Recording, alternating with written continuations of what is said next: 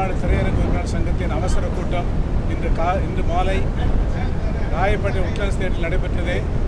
அதில் நேற்றைய தினம் திரு கலைப்புலி தானி அவர்கள், தயாரிப்பாளர் சங்க தலைவர் அவர்கள் உங்கள் பத்திரிகைகளுக்கும் தொலைக்காட்சிகளுக்கும் அளித்த பேட்டியை பற்றி நாங்கள் விலாவாரியாக ஆலோசித்தோம்.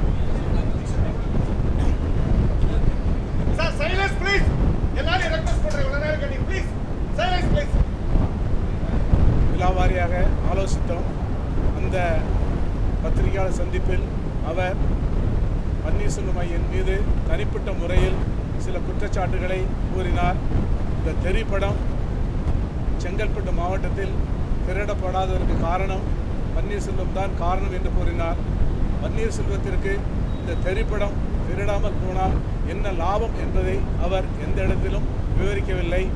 அது மட்டுமல்லாமல் அவர் கணிதன் படத்தில் 25 லட்சம் ரூபாயும், வாயும்புலி படத்தில் 25 லட்சம் ரூபாயும் எனக்கு கொடுத்ததாகவும், ஒவ்வொரு படம் வரும் பொழுதும் நான் பிரச்சனை பண்ணுவதாகவும் ஒரு அவாண்டமான குற்றச்சாட்டை கூறியிருக்கிறார். வருடத்திற்கு 200 வருடங்கள் திரடப்படுகின்றன. எல்லாமே மிகவும் நல்ல முறையில் திரடப்பட்டு திரையரங்கு உரிமையாளர் தயாரிப்பாளருக்கு மிகவும் அதிகமான லாபத்தை நாங்கள் சம்பாதித்து கொடுத்து கொண்டிருக்கிறோம். இப்படிப்பட்ட காலகட்டத்தில் அவர் இதை ஏன் கூறினார் என்பதை அவர்தான் விளக்க வேண்டும். வாயுப்புலியில் மதன் அவர்கள் அந்த படத்தில் லிங்கா படத்தில் ஏற்பட்ட பிரச்சனையில்தான் நாங்கள் பணம் அந்த எம்ஜி என்ற அடிப்படையில் திரையரங்கில் திரையிட்டப்பட்ட அதில் ஏற்பட்ட நஷ்டத்தை திரு ரஜினிகாந்திடம் எங்கள் குறைகளை கூறி அவர் சுமார் 12.5 கோடி ரூபாய் அவர்கள் நஷ்டஈடு கொடுத்தார்கள். அது திரு ரஜினிகாந்த் அவர்கள் எங்களிடம் நேரடியாக கொடுக்காமல் அதை திரு தான் அவர்கள் மூலமாக கொடுத்ததில் வந்ததுதான் இந்த பிரச்சனை. இந்த 12.5 கோடி ரூபாயும் அவர் இன்னும் செட்டில் செய்யாமல் அந்த படத்தில் இன்னும் அவர் தனது படத்தை எடுத்துக்கொண்டிருக்கிறார் என்பதுதான் எங்கள் குற்றச்சாட்டு. அதிலிருந்து மீள்வதற்காகத்தான் அவர் நான் பாயும்பொலியில் 25 லட்சம் ரூபாய் பன்னீர்செல்வத்திற்கு கொடுத்தேன், கணிதன் படத்தில் 25 லட்சம் ரூபாய் பன்னீர்செல்வத்துக்கு கொடுத்தேன் என்று கூறுகின்றார். எங்கள் திரையரங்கு உரிமையாளர் அவ்வளவு பேரும் இங்கே இருக்கின்றார்கள்.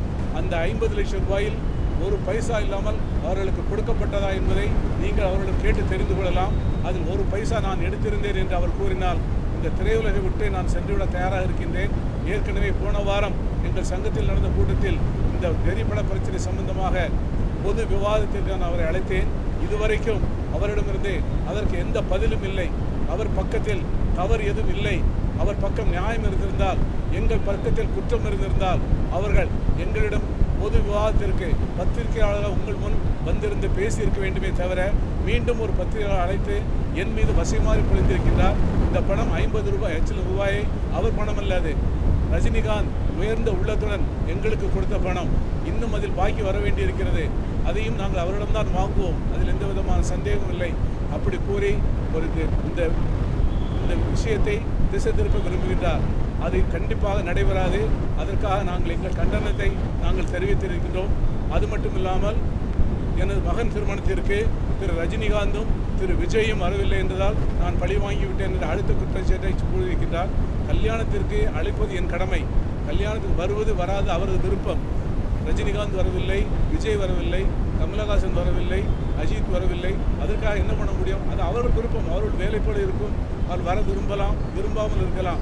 அதற்கு என்ன நிறுத்தியிருந்தால் அஜித்தின் படம் வேதாளம் வந்தது நின்னதா, அல்லது கமல் படம் பூங்காவனம் வந்து நின்றதா, திரு கார்த்திக் படம் இப்பொழுது வந்தது தோழா படம் வந்தது, அதையெல்லாம் நிறுத்தாமல் ரஜினி படத்தையும் விஜய் படத்திற்கு மட்டும் நாங்கள் எதற்காக தகராறு பண்ணோம்? அது மட்டுமல்ல, நான் சொன்னால் திரையரங்கு எல்லாம் படத்தை நிறுத்துவதற்கு அவர்களுக்கெல்லாம் விஷயம் தெரியாதவர்களா, அவர்கள் சின்ன குழந்தைகளா?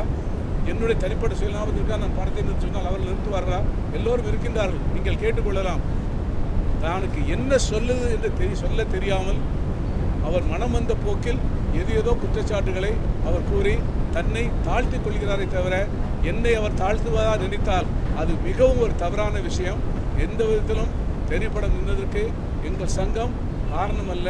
அவருடைய அடாவடி போக்கு, அவர் எம்ஜி என்ற அடிப்படையில் திரையரங்களுக்கு 1.5 கோடி 1 கோடி கேட்டதினால் அதை கொடுத்து போட்டால் எங்களுக்கு கட்டுப்படியாகாது, நாங்கள் பிளைன் டேர்ம்ஸில் தான் திரையிடுவோம் என்று சொன்ன காரணத்தினால் தான் நின்றதை தவிர என் மீது கூறப்பட்ட குற்றச்சாட்டுகள் அனைத்தும் போய். அது மட்டும் இல்லை, கடைசியாக ஆண்டவன் பார்த்து கொள்வான் அவர் குடும்பத்தை அப்படி என்றால் சாபம் கொடுக்குற அளவுக்கு என்ன அந்த அளவுக்கு என் மீது என்ன வெறி என்று எனக்கு தெரியவில்லை. அன்று முதல் நாள் வரை நான் அவருக்கு பேசி, அண்ணன் இந்த பிரச்சனையை முடிச்சிடுங்க, பிரச்சனை வேண்டான்னு, நமக்குள்ள நல்ல படம் போகணும், நீங்கள் வந்து தேவையில்லாமல் பண்ணால் 20 நாள் அவரிடம் நான் கேட்டுக்கொண்டிருக்கின்றேன். அதையெல்லாம் மறைத்து விட்டு அவர் இன்று அவருக்கு மீது அன்பு கொண்டு நான் பேசியதெல்லாம் இன்று மறந்துவிட்டு அவர் குடும்பம் நல்லாக இருக்க வேண்டும், அதை ஆண்டவன் பார்த்துக்கொள்வான் என்றால் அதுக்கு என்ன அர்த்தம்? இப்படி ஒரு சாபம் கொடுக்குற அளவு அவர் தன் தரம் தாழ்ந்து போவார் என்று நான் நினைக்கவே இல்லை.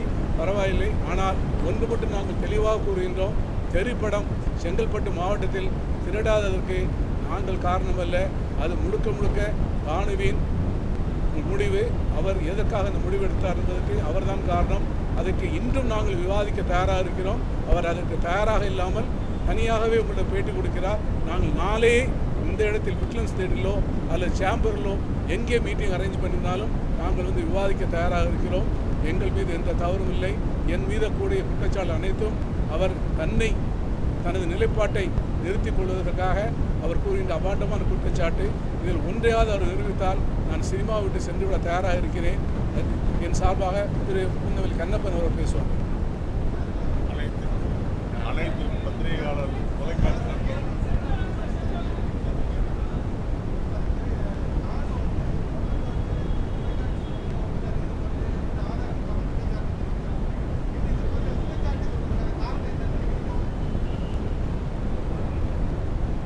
சார், இப்போ வந்து புதுசாக அவங்க வந்து தொலைக்காட்சிகள் மூலம் எதுக்காக தெரிவிக்காருன்னு உங்களுக்கு தான் தெரியும், எங்களுக்கு தெரியாது. உங்களுக்கு தொலைக்காட்சி மேலே அவங்களுக்கு என்ன வெறுப்பு இருக்குன்னு தெரியவில்லை. இந்த படம் அவர் வந்து செங்கல்பட்டில் 22 கோடி ரூபாய் வசூல் செய்து விட வேண்டும் நினைத்தார். அதுக்கு நாங்கள் இடம் கொடுக்கவில்லை. நாங்கள் பிளைன் டேர்ம்ஸ் 22 50 கோடி வசூல் பண்ணினாலும் நாங்கள் கொடுக்க தயாராக இருந்தோம். தன் படத்தின் மீது அவருக்கு நம்பிக்கை இல்லை. அதனால் முதல்ல எங்கிட்ட 22 கோடி வாங்கிடலான்னு பார்த்தாரு. அது முடியவில்லை. நேற்று சொல்கிறாரு, ஒரு சின்ன விஷயம் பாருங்கள், 10 கோடி ரூபாய்க்கு இந்த படத்தை நான் விற்றிருந்தேன் பாம்பே பார்ட்டிக்கு. ஆனால் அவன் வேண்டாம் என்று சொல்லிவிட்டான். நான் அதற்காக 6ஆம் தேதியே 2.5 கோடி ரூபாய் டிமாண்ட் டிராஃப்ட் எடுத்து வைத்து விட்டேன் என்று. அப்படி என்றால் இந்த படத்தை வாங்கிய பாம்பே பார்ட்டிக்கு அந்த படத்தின் மீது நம்பிக்கை இல்லை. அந்த படம் ஓடாது என்று அவர் முடிவு பண்ணிவிட்டார். 6ஆம் தேதி அதை விட்டுவிட்டு எங்கள் மீது குறை சொல்லுகிறார். 6ஆம் தேதியே நான் 2.5 கோடி ரூபாய்க்கு டிராஃப்ட் எடுத்து விட்டேன் அவருக்கு திரும்ப கொடுப்பதற்காக. இந்த பிரச்சனை எல்லாம் வந்து 10, 11, 12 தேதிக்கு 6ஆம் தேதியே அந்த பாம்பே வாங்கின பார்ட்டி இந்த படம் எனக்கு வேண்டாம், என்னிடம் பணத்தை திரும்ப கொடுத்து விடுங்கள் என்று சொன்னால் இந்த படத்தின் மீது அவருக்கு நம்பிக்கை இல்லை. இப்படி ஏதாவது பிரச்சனையை கிளப்பி தன் படம் சிறப்பாக ஓடிவிட வேண்டும் என்று அவர் நினைத்தார். அது நடக்கவில்லை. அதற்கு மேல் எனக்கு சொல்வதற்கு எதுவும் தெரியவில்லை. என்ன காரணம் என்பது அவர் மனதிற்கு மட்டும்தான் தெரியும். எங்கள் பக்கம் எந்த விதமான தவறும் இல்லை.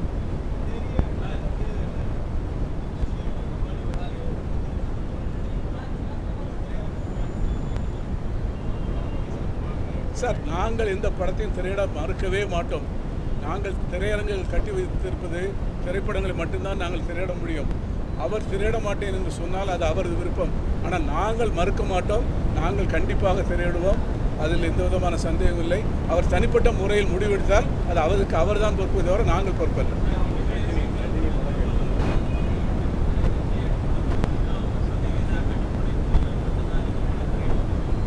கண்டிப்பாக அப்படிதான்.